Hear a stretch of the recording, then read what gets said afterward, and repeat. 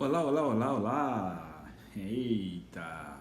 Vamos continuar nosso estudo acerca do livro de Gênesis. Hoje, Gênesis capítulo 3, e que capítulo tremendo! Esse capítulo de Gênesis é muito bom, muito bom. Eu não sei você, mas eu estou apaixonado estudando o livro de Gênesis. Vamos começar orando? Senhor, meu Pai, eu te entrego esse momento, Senhor. Eu te entrego que o Senhor ministre no coração de todas as pessoas que de alguma forma terão acesso a esse conteúdo, Senhor. Que o Senhor possa tocar no amor, que o Senhor possa tocar na paz, que o Senhor possa tocar na prosperidade da vida. Em nome de Jesus, Senhor, esteja conosco, hoje e sempre. Amém.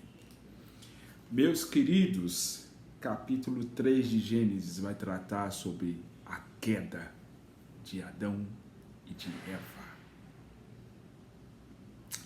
Pois é, eu estou aqui com a minha Bíblia e estou aqui com as minhas anotações, então eu vou colar nos dois. Opa, deu ruim, mas deu bom. Vamos lá. O livro começa logo no versículo 1, né? Ora, a serpente era mais astuta que todas as alimarias do campo que o Senhor Deus tinha feito. O que esse texto quer dizer? Quer dizer o seguinte, que a serpente, ela não tem esse conceito de serpente que nós temos hoje. Era um animal totalmente diferente. Só que o diabo, o espírito maligno, Satanás, estava na serpente. E o que ele fez? Na astúcia dele. Quando nós vamos, destrinchando as escrituras, e a fé, ela vem pelo ouvir, e ela vem por ouvir a palavra de Deus. Quanto mais você tem contato com a palavra de Deus, mais você alimenta a sua fé. Então, se você quer ter uma fé forte, uma fé do tamanho de um grão, de uma semente de mostarda, você tem que ter acesso, você tem que ouvir a palavra, você tem que ler a palavra, você tem que ter esse momento de oração, você tem que falar com Deus. Só que esse texto, ao destrinchar ele vem também com uma contraproposta, que é a seguinte: e esta disse a mulher,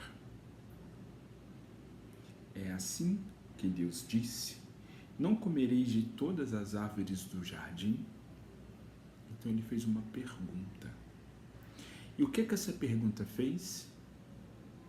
Gerou uma abertura de relacionamento. No mundo corporativo, eu trabalhei muito tempo com vendas, tem uma questão que é muito forte, que é acerca de perguntas abertas e perguntas fechadas.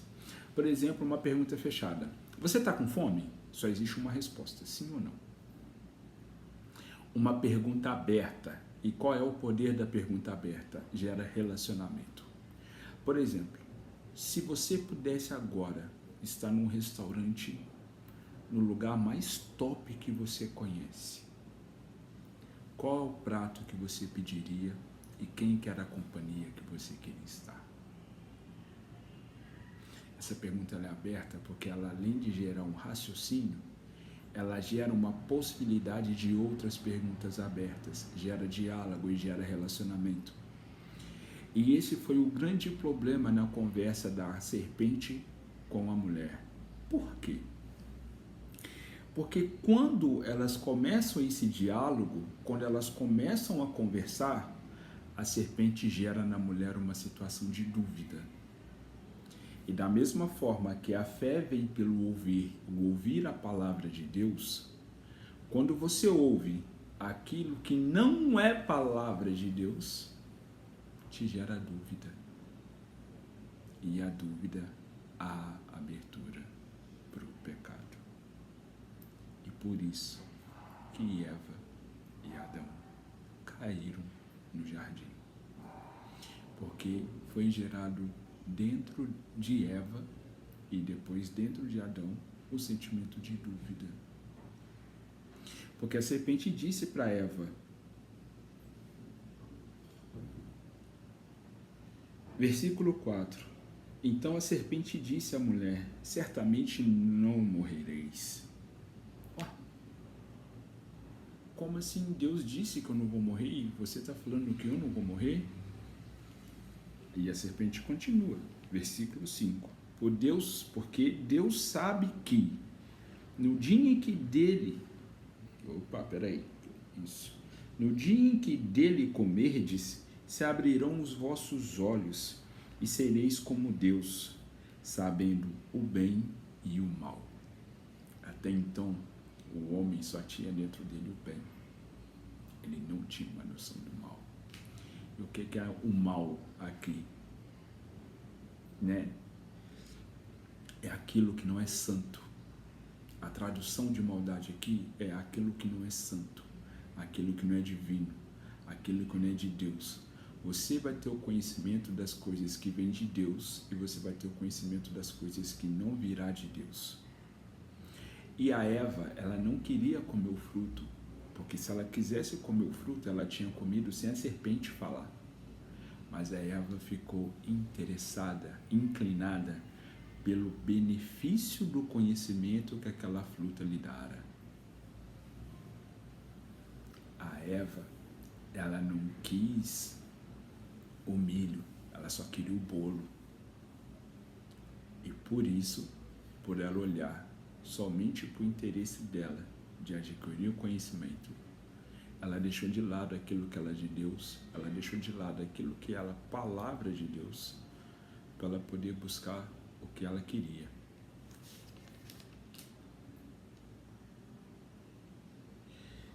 E aí, se você for ler Gênesis 2, 16 e 17, está escrito assim: E ordenou o Senhor Deus ao homem, dizendo, de toda a árvore do jardim comerás livremente, mas da árvore da ciência do bem e do mal, dela não comerás, porque no dia em que dela comeres, certamente morrerá.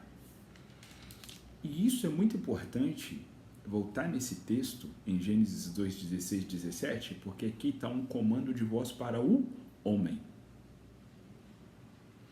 Então, quem comeu o fruto primeiro foi a mulher. Então, Deus poderia tirar a mulher. Deus poderia eliminar a mulher, porque a mulher era uma auxiliadora. O projeto primeiro era o homem. A mulher veio para ser uma sócia, né? Ela veio para poder ajudar o homem no propósito de vida dele.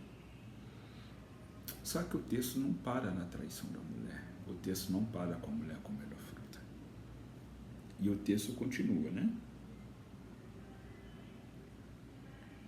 E vendo a mulher que aquela árvore era boa para se comer e agradável aos olhos, e a árvore desejável para dar entendimento, tomou do seu fruto e comeu, e deu também ao seu marido. E aqui está o grande problema da queda do homem e da mulher.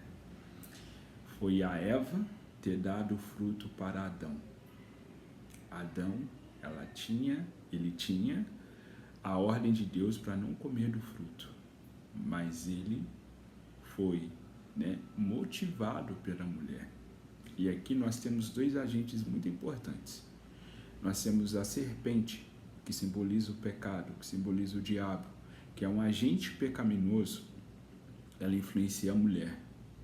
E a mulher influencia o homem. E daí nós temos, um ditado, e também é muito forte isso, e é bíblico também, que más companhias corrompem bons costumes. Por isso é importante a gente saber com quem nós andamos, porque as más companhias podem levar a gente para o pecado. As más companhias podem corromper tudo aquilo que a gente construiu de valor para os nossos filhos e até mesmo para nós mesmos. Então é bom nós termos atenção a isso. E nesse texto aqui, a má companhia do homem foi a própria mulher. E para a mulher, a má companhia foi o próprio demônio. Então, poderia ter sido ao contrário também. mas é necessário ter atenção a essa situação. E continuando, né? Eles tiveram os olhos abertos e tiveram entendimento, e aqui aparece pela primeira vez na Bíblia a palavra medo. O homem teve medo de Deus. Versículo 9. E chamou o Senhor Deus a Adão e disse: onde estás? E ele disse: ouvi a tua voz soar no jardim e tive medo, porque estava nu e escondi-me. Mas que nudez é essa de que Adão está falando? Adão estava nu. Adão teve nu o tempo todo na frente de Deus. Essa nudez que fala aqui no texto é a dúvida. Eu tive dúvida acerca da presença de Deus. Eu tive dúvida acerca da presença da mulher. Eu tive dúvida acerca de quem eu sou. Ele perdeu a identidade dele em Deus, porque ele passou a ter conhecimento da maldade, ele começou a ter entendimento daquilo que não era de Deus. E aí ele se viu o seguinte: por que que eu estou aqui? O que que eu estou fazendo aqui? Que é a maioria dos sentimentos que todos nós temos todos os dias. Será que eu vou trabalhar? Será que eu vou estudar? Será que o meu casamento é para sempre? Será que eu cuido bem dos meus filhos? A gente vive na dúvida. A gente vive fugindo, saindo da presença de Deus, saindo do propósito de Deus, deixando cada dia mais de ouvir a palavra de Deus. E a totalidade dessa nudez aqui no texto é isso, no meu entendimento. Adão, ele se viu diante de Deus, só que Adão não sabia quem ele, o próprio Adão, era. E com isso Deus entendeu: Adão, você comeu do fruto do bem e do mal, né? Pois bem. E nós passamos para um outro ponto, que é o ponto das punições. Por quê? Porque Deus perguntou para Adão: por que que você comeu o fruto? O Adão, varão, virou e falou: porque a mulher que tu me deste me deu. Faltou para o Adão autorresponsabilidade. Deus perguntou para a mulher: por quê? E a mulher respondeu: a serpente me enganou. Faltou para a mulher autorresponsabilidade. Para a serpente não foi perguntado, porque Deus sabia a natureza da serpente. Então, esse pedaço do texto, ele vem nos chamar, nos fazer refletir sobre a nossa autorresponsabilidade. Mas a nossa autorresponsabilidade para com as coisas de Deus. A nossa autorresponsabilidade no nosso posicionamento com Deus. Porque Deus perguntou para Adão: Adão, por que você me desobedeceu? Porque é a mulher que tu me destes. E aí você passa um tempo da sua vida orando para Deus te dar um namorado, uma namorada, um esposo, uma esposa, um filho, uma filha, um trabalho, dinheiro. E todas essas coisas que você pede para Deus e Deus te dá, essas coisas te roubam da presença do Senhor? Todas essas coisas que você pede para Deus e você cai, você se desvia, você foge da presença do Senhor. Será que você realmente precisa dessas coisas? Ou será que você tem a sua autorresponsabilidade? Porque Adão, ele não sabia. Eu posso usar porque no texto não diz, e até aqui no texto não diz.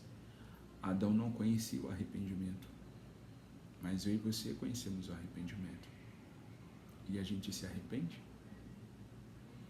Quando você conhece a pessoa dos seus sonhos e você coloca um altar para ela e esquece de Deus?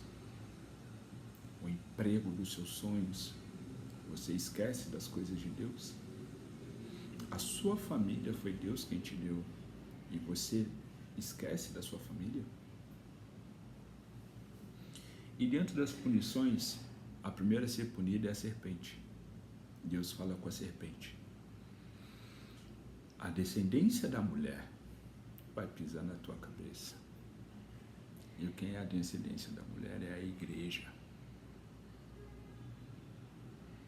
A descendência da mulher é a igreja. A igreja vai pisar na cabeça da serpente. Os cristãos, os crentes, nós vamos pisar na cabeça da serpente, porque nós somos a descendência da mulher.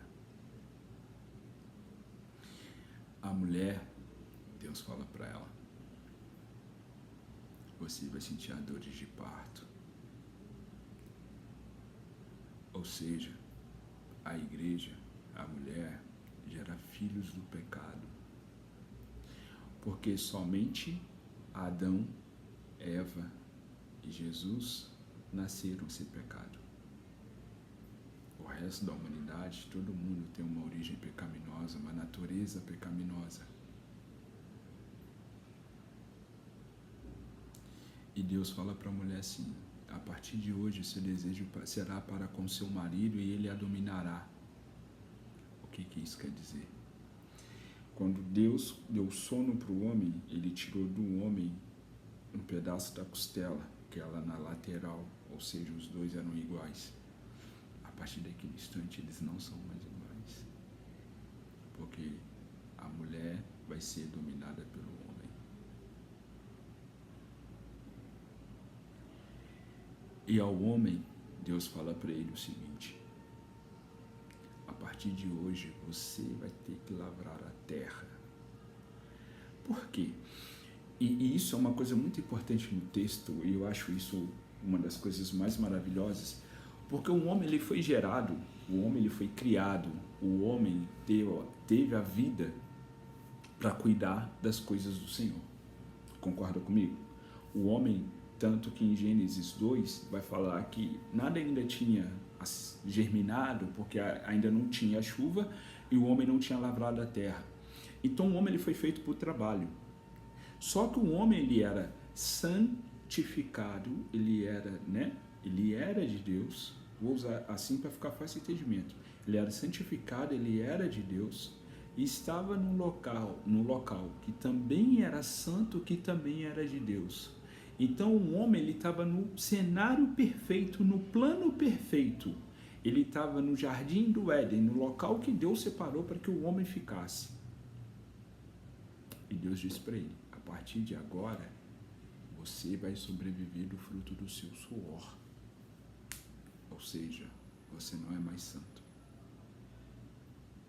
Você não está mais num local santo.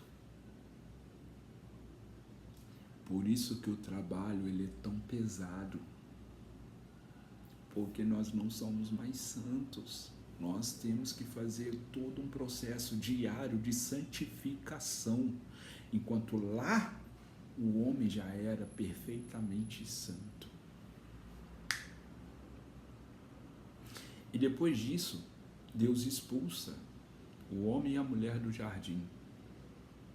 Ou seja, eles saem do local santo, eles saem da terra santa e eles vêm para o mundo.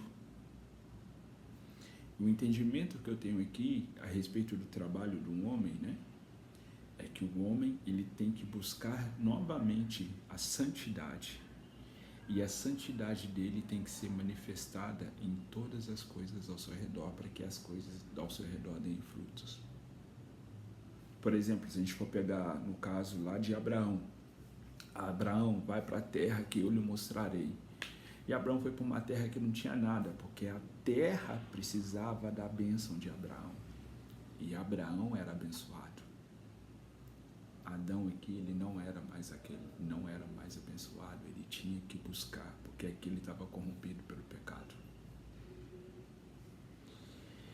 E quando eles são expulsos do jardim, Deus fecha o jardim, Deus lacra o jardim, porque no jardim ainda havia uma árvore que até então ela não é mencionada, que é a árvore da vida. E por que que Deus fecha o jardim? Porque o homem, ele passa a ter uma natureza pecaminosa. E por ter essa natureza pecaminosa, o homem ele passa a ter um tempo de vida, porque ele passa, né, a ter nele o processo da morte. Adão e Eva, uma hora vão morrer. E o pecado deles vai morrer com eles. E acabou. Só que se eles comessem a árvore da vida, o pecado deles seria eterno.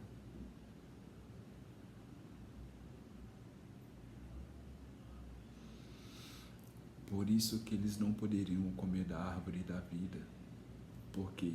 Porque Deus prometeu que vai pisar na cabeça do diabo. Se eles comem da árvore da vida, esse fato de pisar a cabeça do diabo, de vencer o mal, não vai acontecer, porque Adão e Eva seriam eternos. E quem é a árvore da vida? Quem é a árvore da vida?